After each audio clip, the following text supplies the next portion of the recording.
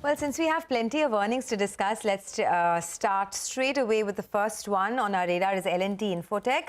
The company clocked in a better than expected revenue performance, but there has been a miss on the margin front this time around. To discuss this, we are joined by Sudhir Chaturvedi, who is the whole-time director and president sales at L&T Infotech. Mr. Chaturvedi, good morning and thanks for being with us on the channel. We have seen a slower growth in multiple verticals, whether it's manufacturing, retail, even high-tech. Can you talk about the pressure that you're noticing now?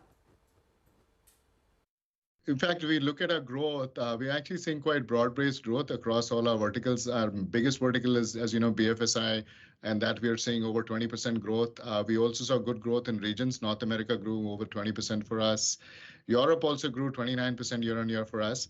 So we're actually seeing broad-based growth. The two verticals where, in manufacturing, we're beginning to see a little bit of change in spend patterns, and I'll sort of come back to this.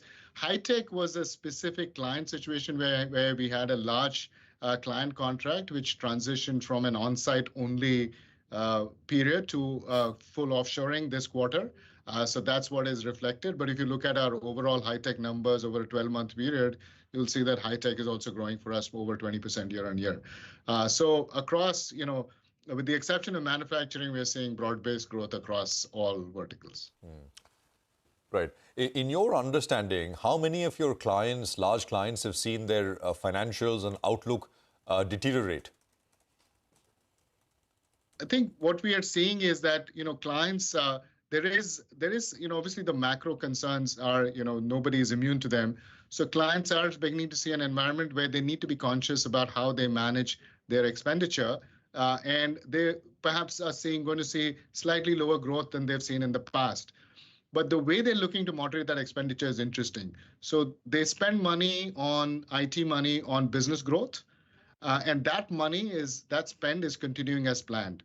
Where they're looking to save money is in areas where they've spent heavily on technology, especially in the last 2 years, which is in data, digital, and cloud, where the spend was, essentially led by reasons of speed. And they're now looking to say, can we be more efficient? Can we meet the original business case? So for us, it's really about chasing the right dollar. If we can rate, our ability to chase the right business growth dollar and the right efficiency dollar can still deliver growth for us. And we believe we're in a good position to do so. We know we will do better in Q3 than we've done in Q2. So we're expecting a stronger Q3 than Q2.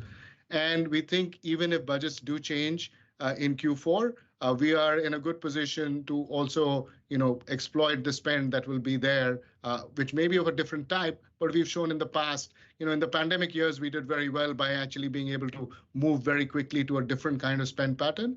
We will do the same, next year. All right, Sudhir, I want to probe you a little bit on that point you made. What will drive a stronger Q3 in comparison to Q2? That's according to you. And also, what was the TCV of new deals in the past quarter?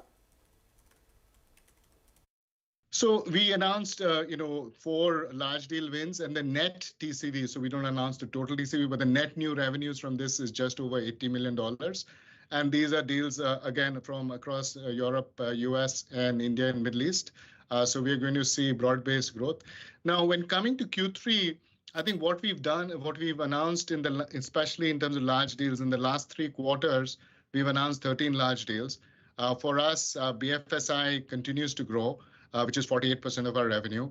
Other verticals like energy and utilities, as well as some of the verticals that we have from a high-tech, retail, consumer goods, and public sector perspective, we are seeing some good growth coming from those as well. So we know vertically we have a broad footprint of growth. And last but not the least, Europe is continuing to do well for us. So despite concerns around a European winter-led, reduction, we actually, just based on current OI, we are seeing a good spend pattern there. So therefore, these are the 3 reasons why we feel confident about our Q3 growth. Okay, and the improvement in margins is fairly limited this time. It's just about 15 basis points. Typically in Q2, we see a larger increase in margins. Can you explain what happened at the margin level and do you expect to see more pressure there? So I think overall, we've always guided that our margin will be between a range of 14 to 15%, and we will ensure that we invest appropriately for growth. So if you'll see, our net employee additions have been very strong this quarter. We added over 2,100 people, so we're continuing the hiring momentum. We're also continuing the fresher hiring momentum. I think we had 1,200 plus fresher hires this quarter as well. So we continue to do that. We're also continuing to invest in our practice units to build capabilities. That continues, and our operational expenditure has gone up. So if you see our travel expenditure, especially sales travel, has gone back to pre-pandemic times. So we are, focusing our energies on exploiting the growth opportunities that are available in the market and maintaining our margin band between 14 and 15. What's the deal pipeline looking like? Last quarter, the pipeline was around $2 billion. Yeah, so after these deal closures, we're still at $2 billion.